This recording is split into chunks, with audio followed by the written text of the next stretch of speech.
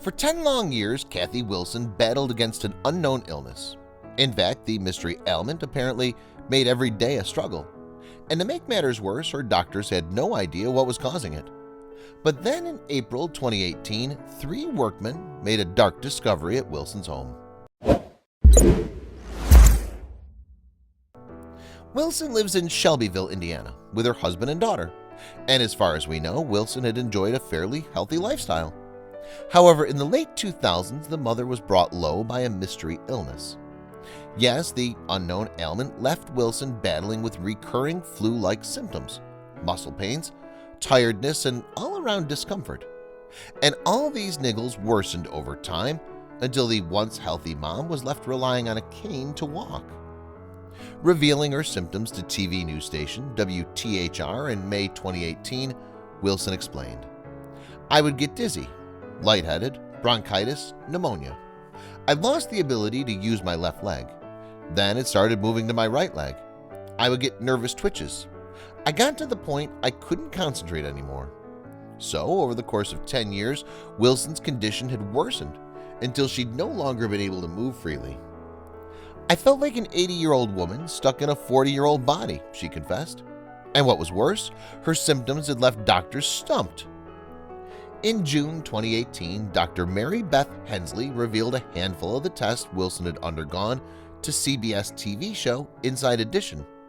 She said she had cardiac testing, chest x-rays, MRIs of the brain, the spine to see if something was related.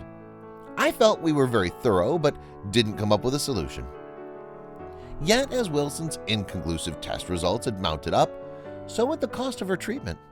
And despite all the money she'd forked out, she'd still been no closer to a diagnosis.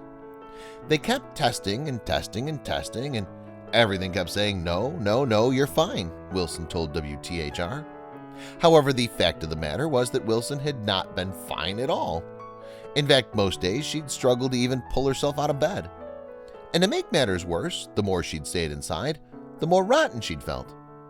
But little did Wilson know that it was actually her home that had been making her sick. Indeed, even when her daughter and husband had gotten pneumonia and chronic bronchitis, it hadn't crossed her mind for a second that all of their illnesses could have been linked. Bizarrely, Wilson only got answers to her illnesses when she decided to renovate her bathroom. To do so, she'd hired 3 contractors: Doug Tucker of Bespoke Construction and Mike Evans and Luz Duran from Brothers Contracting to get started. After the contractors got to work in April 2018, though, they discovered that Wilson and her family had been slowly poisoned. That's because there'd been a small leak of carbon monoxide coming from their water heater and furnace. As a result, their home had been filled with a gas often dubbed the silent killer due to the fact that you can't see or smell it. Describing the shocking discovery, Duran admitted, "This actually was the worst I've ever seen." Taking immediate action, he and the other contractors had wasted no time in fixing the leak. And soon afterwards, slowly but surely, Wilson's debilitating symptoms began to ease.